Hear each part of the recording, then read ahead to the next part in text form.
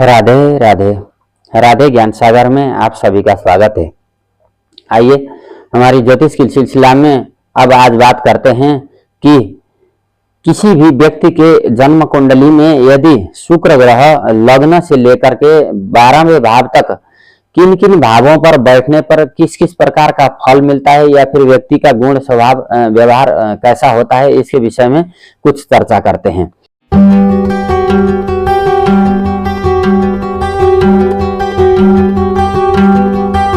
आप लोग भी अपनी कुंडली में देख करके जान सकते हैं कि आपका शुक्र किस भाव में बैठा है और उसके क्या फल मिलते हैं।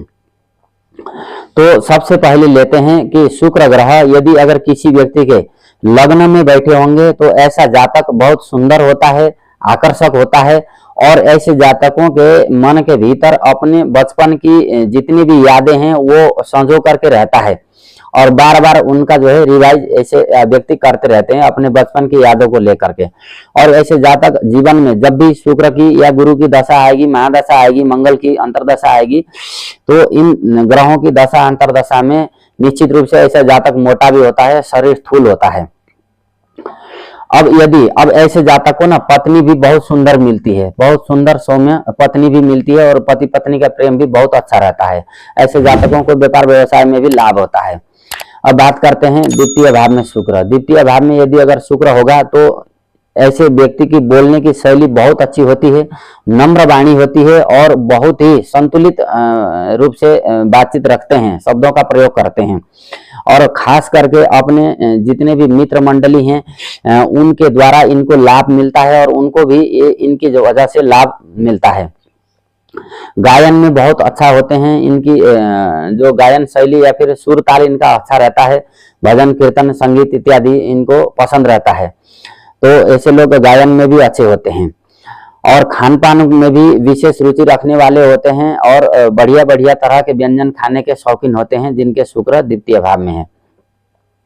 अब बात करते हैं तृतीय भाव में शुक्र। तृतीय भाव में शुक्र होगा तो ऐसे जातक ज्यादातर घूमने फिरने के शौकीन होते हैं, लिखने के शौकीन होते हैं, क्योंकि शुक्र लेखन का भी कारक है, कवि है, तो शेर शायरी, गीत गजल या फिर कविताएं इस तरह के जो है लिखने के काम करते हैं और ऐसे जातकों के हाथ फटाफट चलते हैं क्योंकि जल्दी जल्दी लिखना पड़ना और कोई भी कार्य को जो है फटाफट करने में ये दक्ष होते हैं। इसी प्रकार से किसी न किसी कला में भी ऐसे जातक निपुण होते हैं, काम जल्दी जल्दी अपना काम निपटाने में माहिर होते हैं जिनका शुक्र तृतीय भाव में रहता है।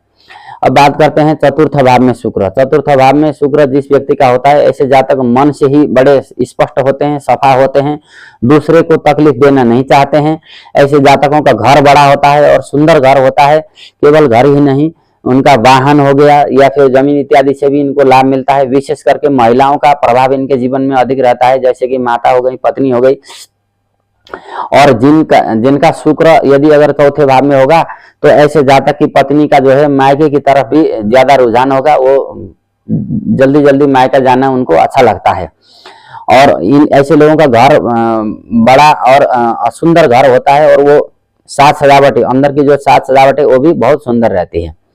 अब बात करते हैं पंचम भाव में शुक्र। पंचम भाव में शुक्र जिन लोगों का होता है ऐसे लोगों का अधिकतर प्रेम होने की संभावना अधिक रहती है, प्रेम विवाह हो सकता है और जल्दी विपरीत लिंगी के प्रति आकर्षित होते हैं, प्रेम में निपुण होते हैं, प्रेम की बातें ज्यादा करते हैं और अपने माता पिता के द्वारा जीवन में जो कुछ भी लाभ मिला है इसकी चर्चा वो बार बार करते रहते हैं। और ऐसे लोगों की पढ़ाई भी अच्छी रहती है और विशेष करके पढ़ाई में भी महिला पढ़ाई स्कूल कॉलेज लाइफ में भी गर्लफ्रेंड या फिर कोई जो है ना महिला मित्रों का अधिक इनका जो है प्रभाव इनके जीवन में रहता है। अब बात करते हैं छठे भाव में शुक्र। छठे भाव में शुक्र होगा तो ऐसे जातक बहुत ज्यादा खर्चीले होते हैं कि इतना ये ज्यादा खर्चा करते हैं कि महीने की जो आमदनी है वो 15 दिन में ही खत्म कर देते हैं और यदि अगर किसी ने इनको गुस्सा दिलाया तो तुरंत जो है उसके ऊपर प्रतिकार करने वाले होते हैं। और हमारे ज्योतिष में एक सूत्र भी है, षष्ठा भावे शुक्र जाता जातको शत्रुहंता भवेत। यदि अगर छठे भाव में शुक्र जाकर के बैठा है तो ऐसे जातक शत्रुओं के ऊपर विजय प्राप्त करने वाले होते हैं। हालांकि शुक्र की स्थिति अच्छी होनी चाहिए और ऐसे जातक जो है इम्यून सिस्टम भी अच्छा रहता है और शत्रुओं के ऊपर हावी रहते हैं। अब बात करते हैं सप्तम भाव में शुक्र। सप्तम भाव में शुक्र का होना कई मायनों में जो है अच्छा भी नहीं माना जाता है ज्योतिष में, लेकिन बाहर से देखने पर अपने रिश्तेदारों के साथ इनका संबंध अच्छा तो रहता है, लेकिन घर भीतर के जो वातावरण है वो दूसरा रहता है। घर के भीतर कभी कभी तनाव की स्थिति भी सृजना हो सकती है। हालांकि ऐसे जातक खुद से भी सुंदर होते हैं और इनकी जीवन साथी भी बहुत सुंदर होती हैं, और दोनों बहुत बोलने की शैली बहुत अच्छी होती है, और बाहर के लोगों के साथ मिलना जुलना भी ज्यादा रहता है। तो इसीलिए थोड़ा सा घर के अंदर का वातावरण तनावपूर्ण रह सकता है। अब बात करते हैं, और जिनका सप्तम भाव में शुक्र होगा तो ऐसे जातकों को व्यापार व्यवसाय में भी अच्छा लाभ मिलता है, बिजनेस में। अब बात करते हैं अष्टम भाव में शुक्र। अष्टम भाव में शुक्र वाले जातकों के पास धन तो आएगा, आयु भी अच्छी रहेगी, लंबी आयु जीते हैं, और जीवन साथी भी थोड़ा से खर्चीले हो सकते हैं, और जीवन साथी का धन का भाव है, और शुक्र जो है भौतिक सुख संपदा का कारक ग्रह माना जाता है। इसलिए लग्जरियस या फिर ब्रांडेड चीजों में जीवन साथी के द्वारा अधिक धन खर्चा होना ये संभव हो सकता है। और यदि ऐसे जातक का जो है ना जीवन साथी को समझना भी थोड़ा सा मुश्किल होता है, क्योंकि मल्टीपर्पज पर्सनालिटी ऐसे लोगों की रहती है। हालांकि शुक्र वहां पर अच्छा होगा तो वाणी अच्छी होगी, धन के आने के रास्ते भी नए नए खुलते जाएंगे।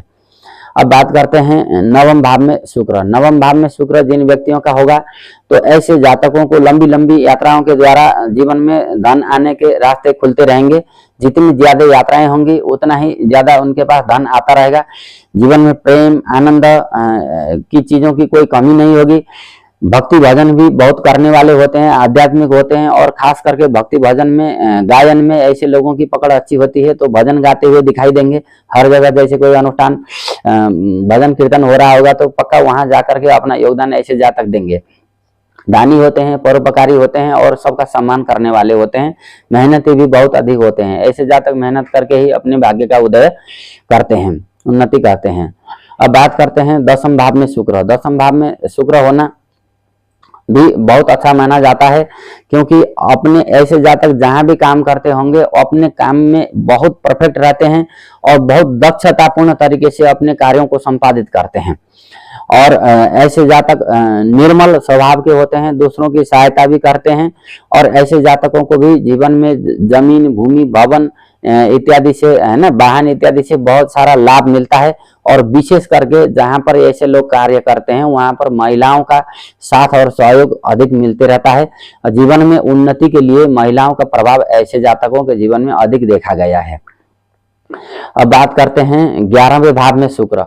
11वें भाव में शुक्र होना भी बहुत अच्छा माना जाता है। ऐसे जातकों को भी महिलाओं के द्वारा या फिर अपने मित्र है ना, सगी साथियों के द्वारा जीवन में ज्यादा लाभ मिलता है, और लाभ का जो सिलसिला है वो जीवन में निरंतर चलता ही रहता है।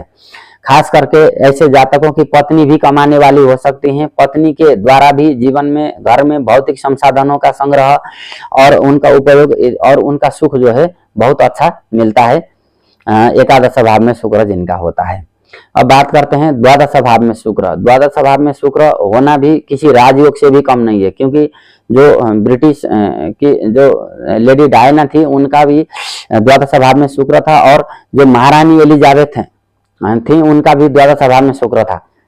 द्वादश भाव में शुक्र जो है ना भौतिक सुख साधन तो साथ में देता ही है, संसार के सुख भी बहुत देता है और शारीरिक सुख भी बहुत देता है, क्योंकि द्वादश भाव जो है सही सुख भाव भी माना जाता है, तो वहां शुक्र होना बहुत अच्छा माना जाता है। लेकिन पत्नी से थोड़ा सा, जीवन साथी से थोड़ा दूर रह करके भी काम करना पड़ सकता है ऐसे जातकों को, और महिलाओं के द्वारा या पत्नी के द्वारा ही ऐसे जातकों के जीवन में भाग्योदय होगा। बहुत सारे वैदेशिक यात्राएं करने का अवसर भी मिलेगा, और वैदेशिक मार्ग के जरिए जीवन में धन लाभ अधिक होता है ऐसे जातकों के जीवन में। तो आइए आज हमने जाना कि किसी भी व्यक्ति के लग्न से लेकर के द्वादश भाव तक शुक्र के होने से, किस किस भाव में होने से कैसा कैसा फल मिलता है, इसका हमने मोटा मोटा विवेचना किया। आप लोग भी अपनी अपनी जन्म पत्री देख करके अनुमान लगा सकते हैं कि आपका शुक्र कहाँ बैठा है और किस प्रकार का फल मिलने वाला है। राधे राधे।